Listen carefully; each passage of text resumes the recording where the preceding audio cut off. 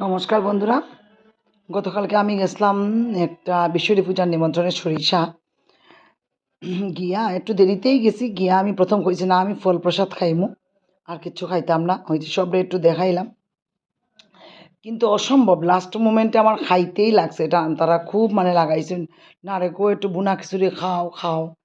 কার বাসাত গেছি তো বুঝতেই পারটা, এই দেখো সঙ্গীতা বৌদির বাসাত, সঙ্গীতা দাস। সবই হয়তো ফেসবুকের মাধ্যমে চিনো। মানে খুব ইয়ে করিয়া মানে গেলে পরে না এত আদর করে কিছু আর নাই। এটা লেগে কোনো নিমন্ত্রণে যাইতেও ইচ্ছা করে। শরীর অসুস্থ আছিল কালকে একটু, তাও গেছি। মানে জানি তারা মানে এত আন্তরিকতা আর কি এখানে গেলে।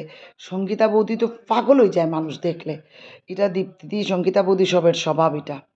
তারপরে এই দেখো ভুনা খিচুড়ি একটু একটু করিয়া না খাবার মধ্যেও আমার বেশ খাওয়া পড়ছে, খাইলাম। তরকারি এত ভালো হইছিল, কষ্ট লাগছে কালকে এখানে যে অসুস্থ আসলাম।